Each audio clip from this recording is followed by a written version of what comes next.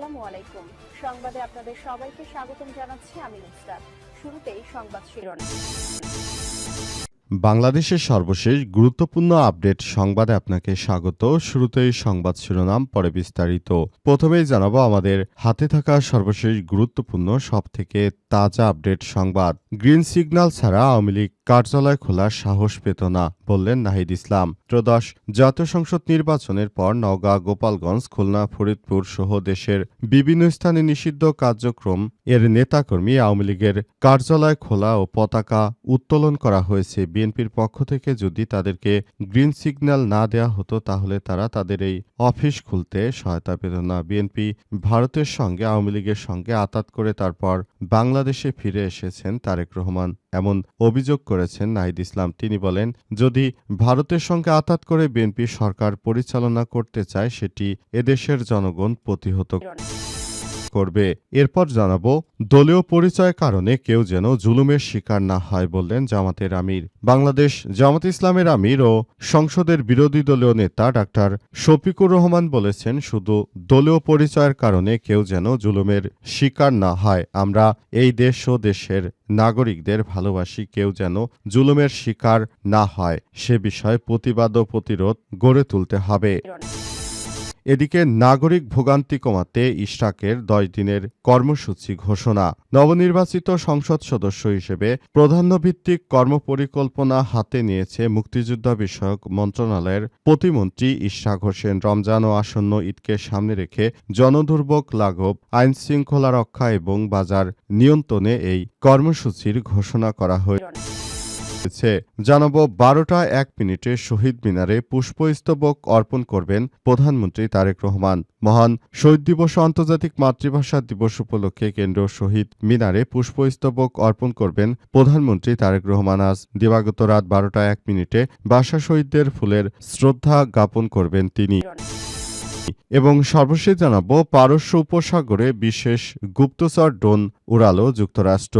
Iran ও যুক্তরাষ্ট্রের মধ্যে পরমাণু চুক্তি নিয়ে আলোচনা ব্যর্থ হওয়ার পর পারস্য উপসাগরে আকাশে আমেরিকার শক্তিশালী গুপ্তচর ও ড্রোনের আনাগোনা ব্যাপক বৃদ্ধি পেয়েছে। তারা সেখানে মূলত এগুলো মোতায়েন করার মধ্য দিয়ে নিজেদের শক্তির জানান দিতে চায়। মুসলিমদেরকে তারা ভয় দেখাতে চায় এবং বলতে চায় যে কিভাবে তারা নতুন রাষ্ট্র পরিচালনা করবে। প্রিয় দর্শক, এতক্ষণ শুনছিলেন সংবাদ শিরোনাম, এবারে বিস্তারিত। তবে তার আগে বন্ধুরা অনুরোধ থাকবে এই সংবাদটিতে একটি লাইক দিন। এই চ্যানেলে আপনি নতুন হয়ে থাকলে আমাদের সংবাদটি দেখতে দেখতে চ্যানেলটি সাবস্ক্রাইব করে রাখুন। কমেন্ট করে বন্ধুরা আপনার মূল্যবান মতামত জানিয়ে দিন আপনি বিশ্বের কোন দেশ থেকে বা বাংলাদেশের কোন স্থান থেকে আমাদের সংবাদটি দেখছেন এবং শুনছেন। আর বন্ধুরা সংবাদটি আপনার সোশ্যাল মিডিয়া ফেসবুকে শেয়ার করে বন্ধুদেরও দেখার সুযোগ করে দিন। গাজা যুদ্ধে আপনি যদি নিরীহ ফিলিস্তিনিদের ভালোবেসে থাকেন কমেন্টে ইয়েস লিখে পুরো বিশ্বকে আমাদের এই সংবাদটি জানার সুযোগ করে দিন। এবারে বিস্তারিত। ভারতের গ্রিন সিগন্যাল ছাড়া আওয়ামী লীগের কার্যালয় খোলার সাহস পেত না বিএনপি, বললেন নাহিদ ইসলাম। ত্রয়োদশ জাতীয় সংসদ নির্বাচনের পর নওগাঁ, গোপালগঞ্জ, খুলনা, ফরিদপুর সহ দেশের বিভিন্ন স্থানে কার্যক্রম নিষিদ্ধ আওয়ামী লীগের কার্যালয় খোলা এবং পতাকা উত্তোলন করা হয়েছে।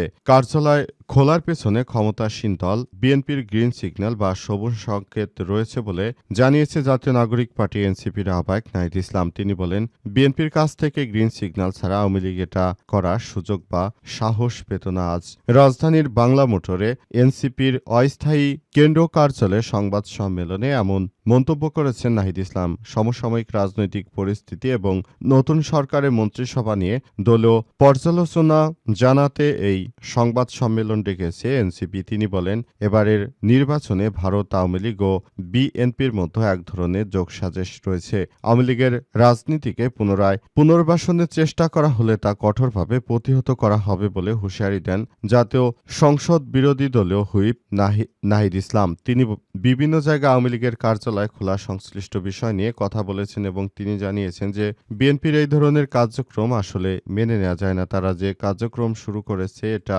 কোনোভাবেই গ্রহণযোগ্য হতে পারে না। পুরো বাংলাদেশের মানুষ তাদের জন্য একরকম থ্রেট হয়ে আছে। তারা যা শুরু করেছে সেটা এভাবে যে তারা এই কাজগুলো করবে সেটা এদেশের জনগণ কখনোই মনেই করেনি। তারা নিজের জনগণের সঙ্গে যে প্রতারণা করছে সেই প্রতারণার জন্য তাদেরকে আবারও অনেক বেশি মাশুল দিতে হবে এবং এদেশের জনগণ তাদের এই কর্মকাণ্ডগুলোকে মেনে নেবে না বলেও জানিয়েছেন তিনি। তিনি আরও জানান, নতুন বাংলাদেশ গড়ে তোলার মধ্য দিয়ে আমরা কাজ করতে চাই এবং দেশের জনগণকে আমরা সঙ্গে নিয়ে একটি সুন্দর ও সম্প্রীতির নতুন আধুনিক বাংলাদেশ গড়ে তুলব, এই প্রত্যাশাই ব্যক্ত করেছেন নাহিদ ইসলাম। তবে যে বা যারা এই ধরনের কার্যক্রমগুলো আমাদেরকে প্রতিহত করার চেষ্টা করছে তাদের বিরুদ্ধে আমাদের সর্বোত্তম কার্যক্রম চালিয়ে যেতে হবে বলে জানিয়েছেন তিনি।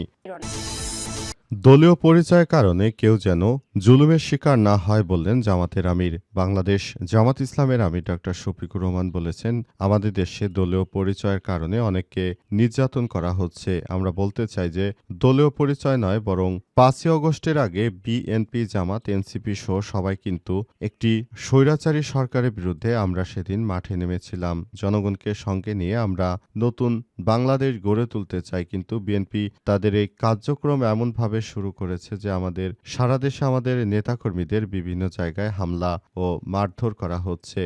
শুধুমাত্র একটি দলীয় রাজনৈতিক পরিচয় যদি এভাবে নেতাকর্মীদের উপর হামলা মামলা করা হয় সেটি কোনোভাবেই গ্রহণযোগ্য হতে পারে না। এ সময় জামাতের আমির আরও জানিয়েছেন, দেশবাসীকে বলবো আপনারা ধৈর্য ধারণ করুন। যারা সন্ত্রাসী কার্যক্রম চালায় তাদেরকে বলবো শুধুমাত্র দলীয় রাজনৈতিক নেতাদের স্বার্থ দেখে আপনারা এই কার্যক্রম চালিয়ে যাবেন না। দেশের মানুষকে ভালোবাসুন, দেশের পাশে থাকুন, দেশের বিপদ আপদে নিজেকে সঁপে দিন। যদি সেটা করতে না পারেন তাহলে প্রকৃত একজন বাংলাদেশী কিভাবে হবেন, এমন প্রশ্ন তুলেছেন তিনি। তিনি আরও জানান, বাংলাদেশিদের জন্য আমরা যে কার্যক্রম হাতে নিয়েছি কার্যক্রমগুলো সুন্দরভাবে চালাতে দিন। যদি আমরা ব্যর্থ হই কিংবা আপনারা ব্যর্থ হন তখন জনগণই ডিসাইড করবে তারা কাদেরকে ভোট দিয়েছে এবং কাদেরকে দেয়নি, সেটি ধীরে ধীরে আসলে নির্ধারিত হবে। এখন জোর জবরদস্তি করে আপনারা যদি নিজেদেরকে জাহির করার চেষ্টা করেন তাহলে এটি এদেশের জনগণ মেনে নেবে না বলে জানিয়েছেন তিনি এবং পুরো বিষয়গুলোকে একটি সুন্দর ও সমৃদ্ধির বাংলাদেশের মধ্য দিয়ে নিতে হলে সবাইকে এখনই নতুন বাংলাদেশের পাশে দাঁড়াতে হবে বলে জানিয়েছেন বাংলাদেশ জামাত ইসলামের আমির ডাক্তার শফিকুর রহমান। তাই তিনি সবাইকে নিয়ে এখনই একটি সুন্দর ও সম্প্রীতির বাংলাদেশ গড়ে তোলার কথা বলেছেন। নাগরিক ভোগান্তি কমাতে ইশরাকের ১০ দিনের কর্মসূচি ঘোষণা। নবনির্বাচিত সংসদ সদস্য হিসেবে ইশরাক হোসেন ১০টি কর্মসূচির ঘোষণা করেছেন। এই কর্মসূচিগুলো খুবই গুরুত্বপূর্ণ। এর মধ্যে প্রথমেই রয়েছে আইন শৃঙ্খলা বাহিনী সদস্যদেরকে আসলে সবকিছু নিয়ন্ত্রণে আনতে হবে। আইন শৃঙ্খলা রক্ষাকারী বাহিনীর সদস্য যারা রয়েছেন তারা যেন যথাযথভাবে আইনি প্রক্রিয়ার মধ্য দিয়ে তারা আবারও বাংলাদেশটাকে সবকিছু সুন্দরভাবে গড়ে তোলার ব্যাপারে তারা যেন সর্বাত্মক সহযোগিতা করেন। এছাড়াও নগরবাসীর জন্য যে গ্যাস সংকট রয়েছে সেই গ্যাস সংকট মোকাবেলা করার জন্য ইঞ্জিনিয়ার ইশরাক হোসেন তিনি এই কর্মসূচির একটি বিশেষ দিক উল্লেখ করেছেন। তিনি বলেন, সবার জ্বালানি অধিকার পাওয়ার অধিকার রয়েছে, সুতরাং আমরা বলবো আপনারা যারা জ্বালানি পাননি তারা কিংবা গ্যাস সংকটে যারা রয়েছেন তাদের জন্য আমরা কাজ করতে চাই। এই 10টি কর্মসূচি নিয়ে এসেছেন ইঞ্জিনিয়ার ইশরাক হোসেন। তিনি জানিয়েছেন যে আমাদের এই কার্যক্রম চলতে থাকবে। যদি কেউ মনে করে যে আমরা ক্ষমতায় চলে এসেছি বিদায় এখন যা খুশি তাই করব, সেটি আমাদের নেতা মেনে নেবে না। ৩ মাদকের বিরুদ্ধে কঠোর অভিযান। ৪ নিত্য প্রয়োজনীয় পণ্যের মূল্য নিয়ন্ত্রণ। ৫ যানজট ট্রাফিক ব্যবস্থা উন্নতি।